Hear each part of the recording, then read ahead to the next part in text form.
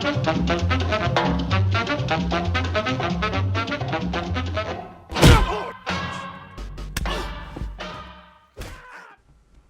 project management comes in many different flavors to address different project budgets, human resources, organizations, and sizes.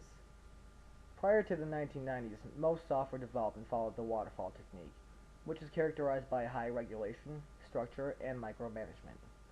They were suitable for long-term projects with a large amount of resources. However, in the mid-1990s, a few management methods emerged for small-scale projects including Scrum, Extreme Programming, and Dynamic Systems Development Method, or DSDM. Around this time, large-scale globalization began occurring with the spread of affordable internet service for personal and commercial use that placed higher demand on the IT and telecom industries. This was also around the time of the chaos studies.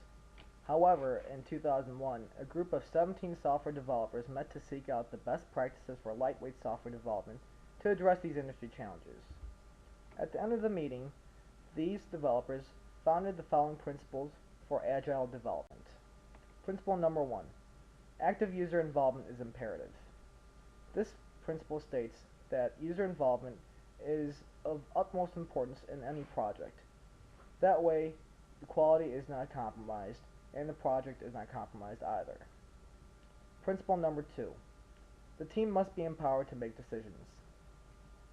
This principle states that the team should have the autonomy to make the decisions necessary for project completion. That includes making decisions about what should be done and what should not be done in the project. Number 3. Requirements evolve, but the timescale is fixed. This technique is also called time boxing. In any time boxing, any given task is allotted a specific amount of time depending on the task, and only that amount of time will be given to complete that task. Number 4. Capture requirements at a high level.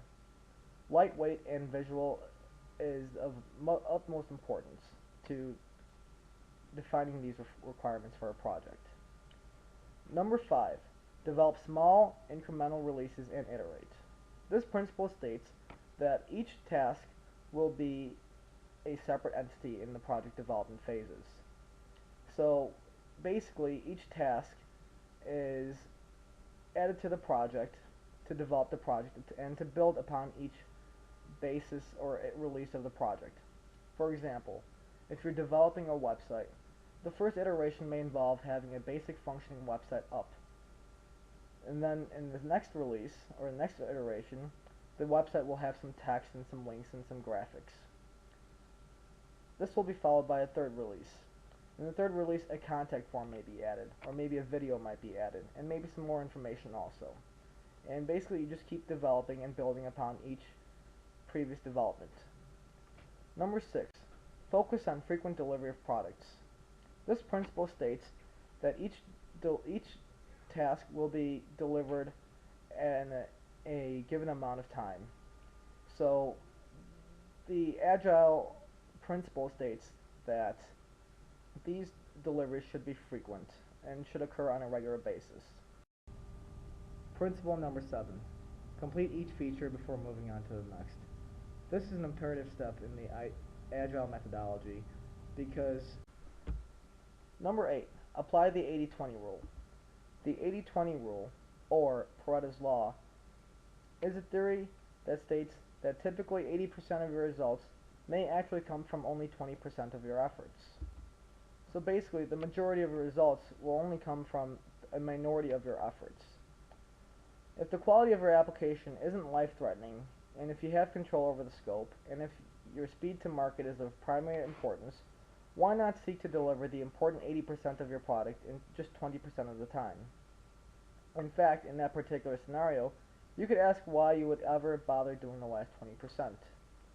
Now, that doesn't mean your product should be fundamentally flawed, a bad user experience, or full of faults. It just means that developing some features, or the richness of some features, is going the extra mile and has a diminishing return that may not be worthwhile. Number 9. Testing is integrated throughout the project lifecycle. This principle basically states that you should test early and often. Number 10. A collaborative and cooperative approach between all stakeholders is essential. This feeds back into a loop that for principle number 1 that states that active user involvement is imperative. Principle number 10 builds upon principle number 1 and says that not only users are required to be involved, but also there should be an even playing field where collaboration and cooperation is encouraged. These principles tie together to define Agile as a creative way of successfully delivering an IT project in a fast-changing environment.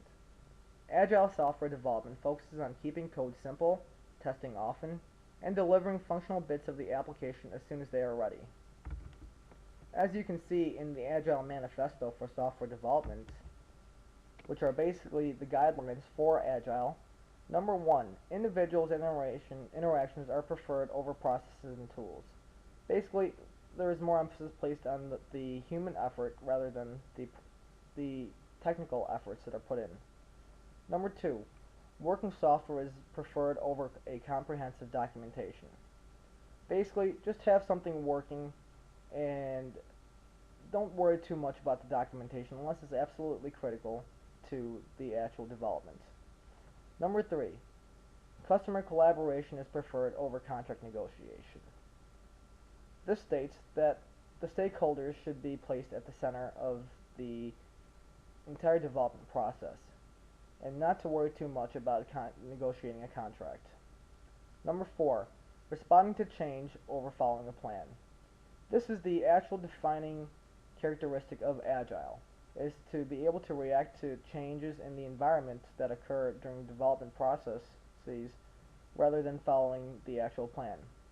We all know that nothing ever goes according to plan, or seldom goes according to plan, especially in this environment today, in this business environment today. Now that we know a little bit about how Agile works, let's see a little bit of something more visual to see it in action. Here we have a basic diagram of a couple Agile processes, or iterations. Each iteration is called a sprint.